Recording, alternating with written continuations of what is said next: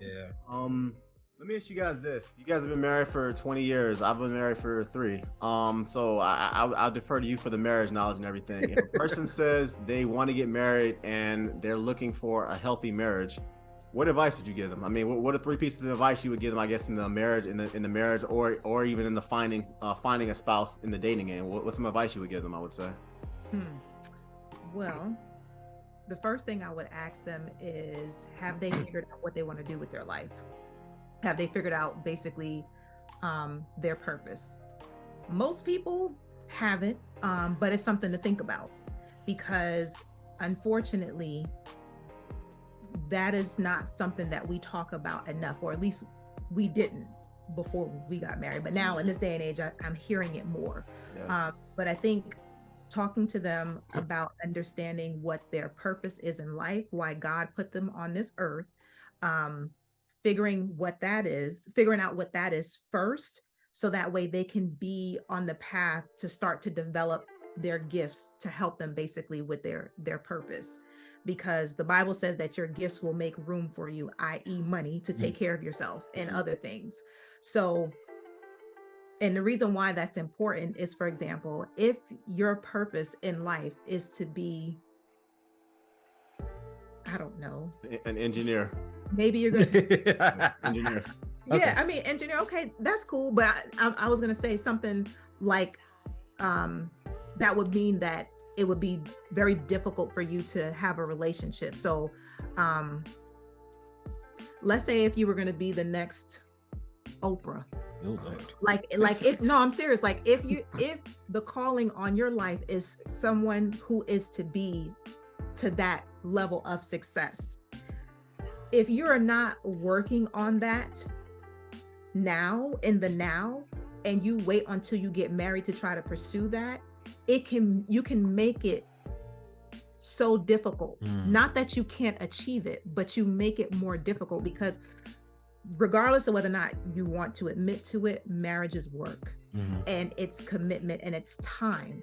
And just like anything else that's worth anything, you have to put time and effort into it. So if your time is divided, because you have to put in so much time and effort into building, a legacy, a career, something as big as like a Oprah, like that's going to take a lot of time. You might be able to have a spouse or what have you, but let's say if you wanted to have kids, that might not be something feasible for you, at least not in that present time. You might have to look maybe 10 years down the line, because you need the time to set yourself up before you can bring kids into the picture. So that's one thing I think purpose would definitely be one. Yeah. It's having that conversation. Yeah. And to bring that even further in, one of the things about marriages that makes marriage hard for a lot of people is being out of purpose and substituting what it is that their actual purpose is with what they see online.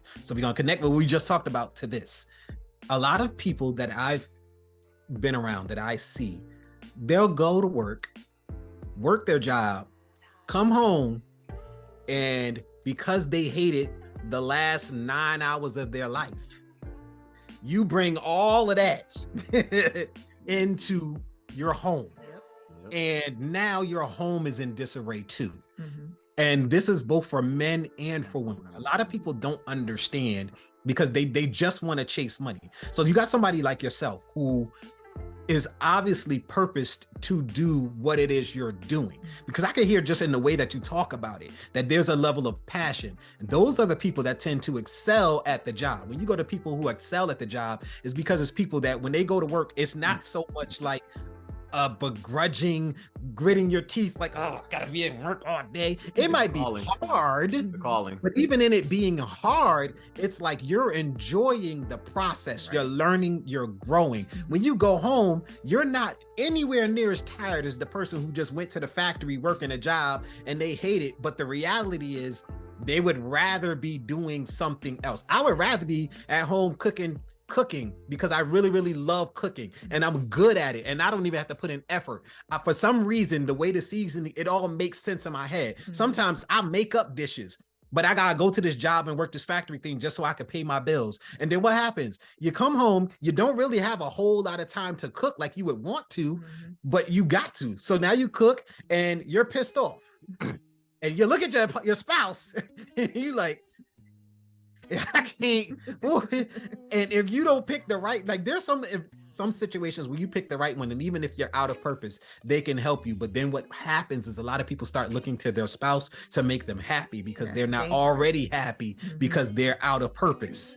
And that causes a lot of issues too. So just to sort of bring her thing with purpose all the way home for people, a lot of us can understand.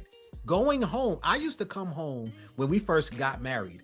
I was depressed for years, undiagnosed, but I was depressed for years to the point that I wanted to take my car and literally drive it off the road on the way home from work. Why? Because I hated my job. I used to work a job that I hated. I used to go there, put on my headphones and literally just try to zone out the entire time that I was there, to the point that there were people there who were trying to build some type of relationship with me that just to be cool, make the time pass a little faster. If you got somebody, I wouldn't even be they would be like, yo, Jay, what up, Jay? And I'm here. I'm trying to zone out. I'm trying my best to not be here. And even talking to you, and I understand you're doing that to make it less stressful. But even talking to you means I have to exist in this moment at this job that I hate. And I would come home just with this attitude, and she's sitting up there like, oh, baby, oh my gosh, what did they do to you? They didn't do nothing. I hate the job. And I was not doing anything because I didn't understand purpose. I wasn't doing anything on the side. Because even if this is a temporary situation, we just got to make money. But I at least am doing something on the side, building the thing that my purpose is. Right. So I think for me, that is huge. Building your purpose, that is a part of knowing who you are. Because if you're in purpose, that is going to dictate everything from the time that you spend, where you go, who you hang out with. You being in purpose is going to build your entire life. That is going to dictate everything that's happening, everything that you give time to, and what priority these things you give to. What level of priority you give all of these things. So that's going to be the center of everything. And I think a lot of people don't talk about it because when you say purpose, it just sounds like motivational mumbo jumbo. And a lot of people don't understand that it's actually very significant in people learning to be content in their lives before they even get married. Because if you go into a marriage depending on a spouse to make you happy, that's where a lot of these divorces are coming from. And a lot of people don't realize it. Because let me tell you something, when you have these kids, oh yes, everything changes. Oh, the time commit, baby, he's asleep right now. Okay, cool, let's disappear. Man, listen. It's just it changes.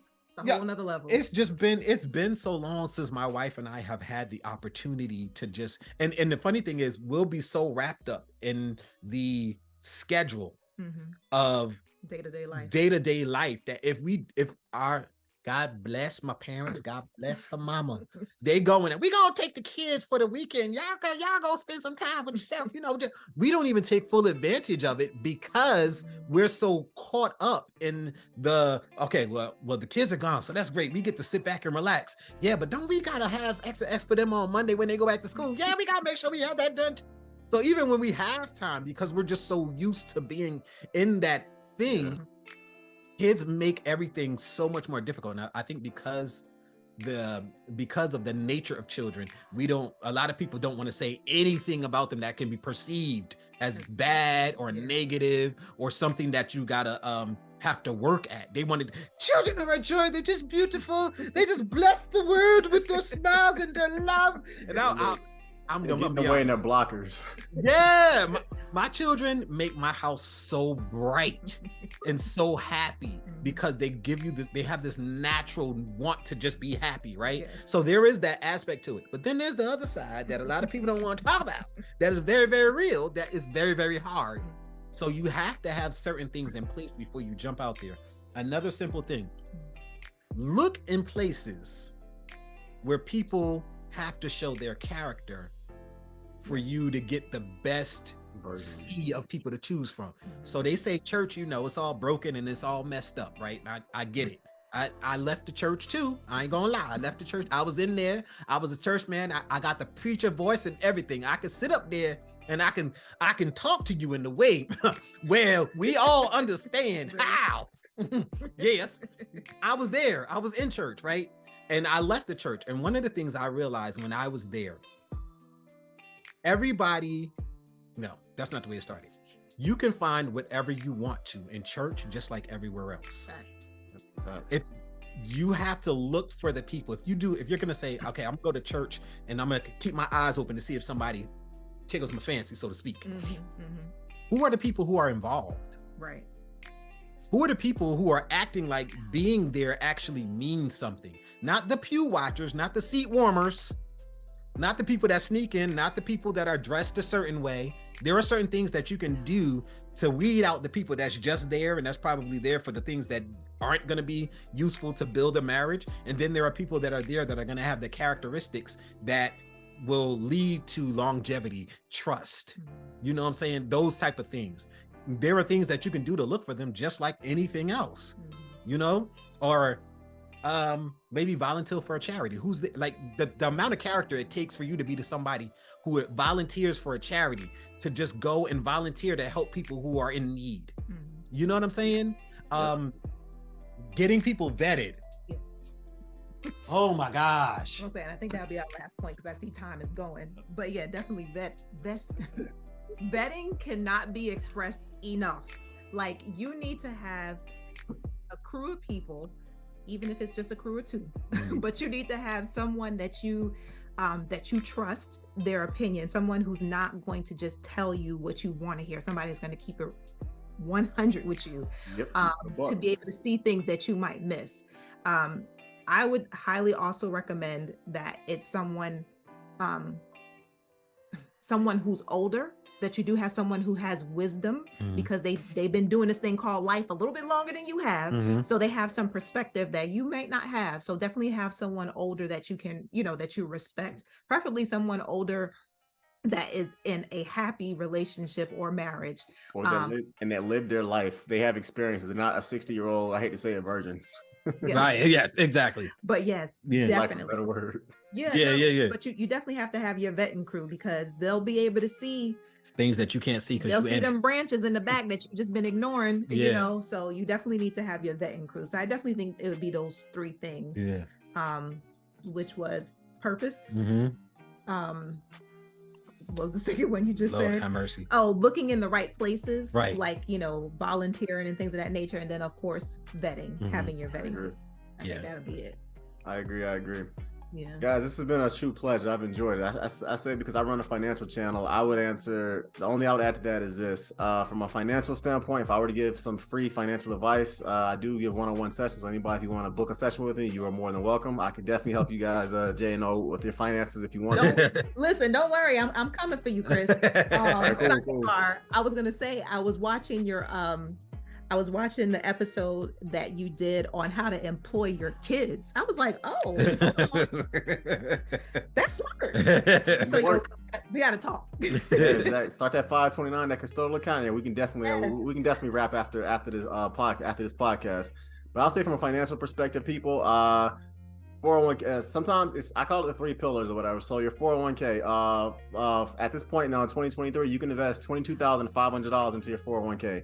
If you cannot invest $22,500 in 1 year, invest what you can into your 401k. The reason why, because it's a tax efficient account or whatever, and it lowers your taxable income. The Roth IRA, that's another one or whatever. By law, you can put $6,500 every year into your Roth IRA. That's another tax efficient account or whatever. So my advice is, put as much money as you possibly can. The thing I love a lot about the Roth IRA is that a lot of companies match a certain percentage. So if you put $1,000 into your Roth IRA, a lot of companies will put $1,000 into your Roth IRA. It is literally free money. Another thing I tell people to do is invest in an HSA account.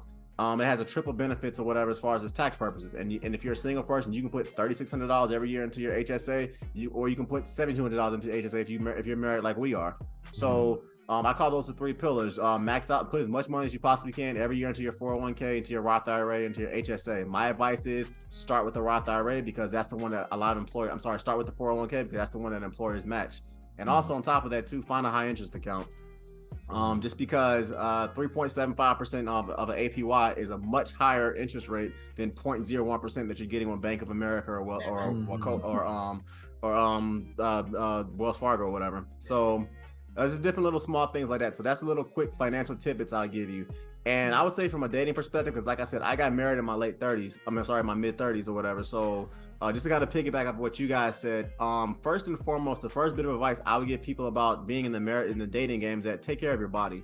At the end of the day, women, I'm just gonna be completely honest. Women do not want to be with a guy who's so fat that when he gets out of the shower, his stomach is hanging below his junk. I'll leave it at that. Okay? Let's just be real. I mean, I get the whole body positivity thing, but as a certified personal trainer, I don't get it. People, you need to take care of your body and be healthy. Women, same thing. You can't necessarily change how quote unquote long your hair is. You can't necessarily change quote unquote how tall you are or whatever, but you can always change your health. You can always basically change your body type. So go to the gym, hire a personal trainer, work out. I'm telling you, a woman that if you enjoy the person that looks at you when you sit back in the mirror, you're gonna basically be a much more positive person, and your dating options are gonna improve. Also, find out what your non-negotiables are. If you're a Christian and you only want to date Christians, that's a non-negotiable. If you're a Muslim brother, you only want to date Muslims, that's a non-negotiable. If you're the type of person you like to kind of convert people, and that's what you want to date, you specifically want to date a woman who's outside your faith, cool, do that. Whatever your non-negotiables are. One of mine was I had to date a woman that worked out, and I wanted to date a woman that it was either an immigrant or she had some experiences living abroad. That was just my own thing or whatever.